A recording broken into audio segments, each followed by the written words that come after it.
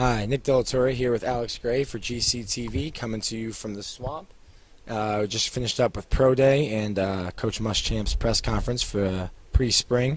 Alex, what are some of the good things and bad things you saw out here for Pro Day? Well, the bad thing is obviously the weather. Yeah. The rain isn't exactly ideal for guys trying to run 40-yard dash, trying to make a lot of money. But, there were a lot of positives out here. A lot of former players were out here today. Brandon Seiler, Riley Cooper, guys, Carlos Dunlap supporting former players. There's a lot of guys that really helped themselves out there today. John Bostic, I know. Absolutely. John Bostic, I heard a couple scouts talking about Bostic. Really helped himself at the Combine with his fast 40. He didn't run again today, but when you post a time like that in Indianapolis, you really don't need to. Yeah.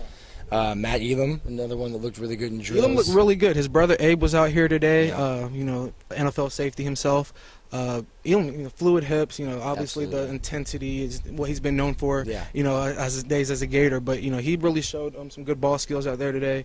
Really was kind of keen to see what Elam did today.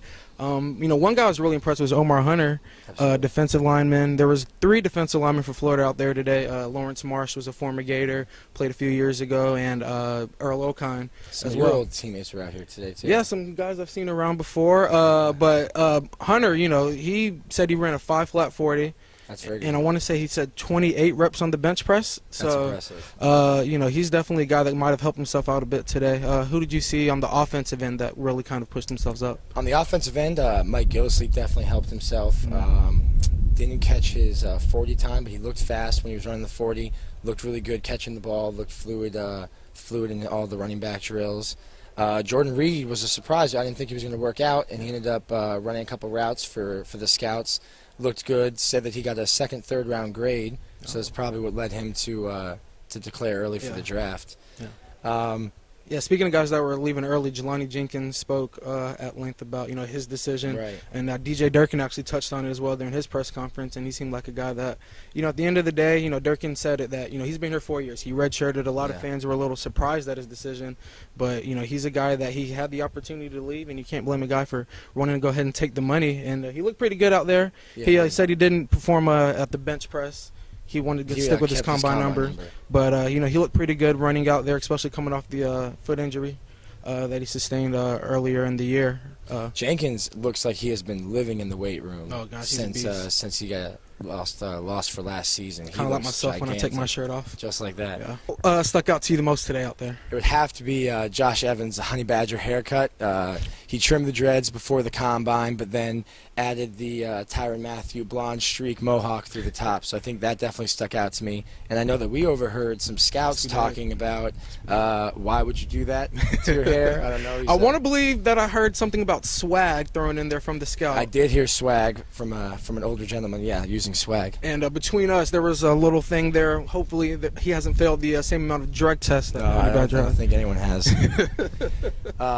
So after Pro Day, we went in and we talked to Coach Muschamp, Coach Pease, and Coach DJ Durkin, the new defensive coordinator, just giving us a little preview of spring practice, which starts this week. Alex, what are some of the depth chart moves that surprised you? You have to start with fullback. Absolutely. Raheem Ledbetter, Gideon Ajagbe. I'm not the only one that doesn't know how to say his last name. Brent P said he's not sure how to say it either. But, those are 2 smaller guys stepping into the fullback role behind Hunter Joyer. Hunter Joyer is a good 250 pounds, perhaps. And you say you have 2 guys that are, a hair under, 230, 225. Ledbetter's not even 210. But, they're moved to the fullback position, just trying to build some depth there. They spoke about Luchez Purifoy moving to wide receiver. They said Luchez is going to be spending the first week for 7 days of practice at receiver, but Muschamp reiterated and Pease agreed that he's a cornerback and they're just going to try him out, try him in some multiple packages because they could only do so much last year. Moving him in. Yeah. Speaking of defense, though, I know you were pretty surprised to see Mike Taylor move to the will spot. I was. I wrote last week that I figured that Antonio Morrison would get a shot at middle linebacker. But I thought that Taylor would back him up. I don't really see him as much of a will linebacker because he struggles in coverage at times. Right. But I guess we'll see how he handles the position change in spring. And Morrison is a guy that's bulked up. They have him listed at 229 pounds now. So he's up from last year. Yeah, so I actually saw him out there on the field, and he looks every bit of 229 pounds. Yeah, absolutely. So he's definitely adding the bulk in the offseason that he needs to make that move inside. And You look at the safety position. Marcus May is a guy that's going to get some reps, but Cody Riggs and Jabari Gorman were named the starters going into spring. Right. Cody Riggs started training there, cross-training between cornerback and safety last year. He got derailed with the foot injury at Texas A&M, which cost him most of the season. But he's definitely a guy that can step in right away. He's experienced. He's going to be a redshirt junior next year. So he's someone that can go into an inexperienced secondary and give a little veteran leadership. All right, looking at the offensive line, a few new faces stepping in there. Max Garcia, Tyler Moore, John Jalapeno is a guy that will be kind of limited in the spring, as well as Chaz Green's actually out for this whole entire spring. So it's going to be important for Tyler Moore, the transfer from Nebraska, to be able to play left and right tackle. He's listed as #1 on the depth chart now at right tackle, mainly because Green is out. But he's going to be a guy that's going to be on both sides of the ball. And the transfer from Maryland, Max Garcia, listed as a starting left guard, taking it over for where James Wilson was last year. Yeah, Garcia was a pretty big standout on the scout team last season. Moore, he has a great opportunity in front of him. He's a guy that's coming in, taking Green's spot, for the time being. But he has a chance to go ahead and just take the spot, altogether. With Green being out, has a chance to get a leg up going into the fall. You look at the tight end position, though. Jordan Reed leaving. Right. A lot of guys have to step up there.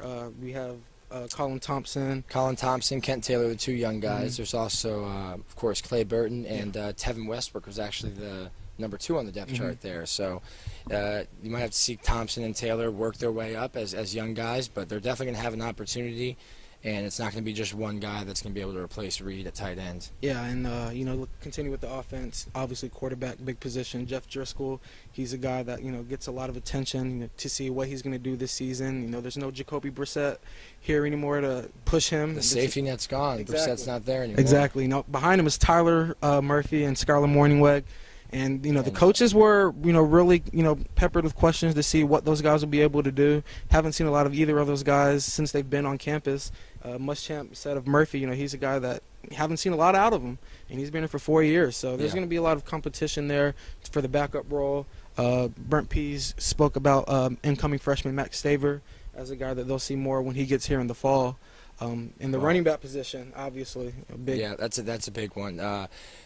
Brent Pease was talking today and said that he looks for Matt Jones to be a guy that should be able to carry the ball 20, 25 times a game. And as we saw last year, the offense is going to have plenty of carries to go around for the running backs. So you're going to look for Mac Brown and Kelvin Taylor to be able to step up in the spring, and maybe even Adam Lane in the fall, because we saw last year there's plenty of carries to be had.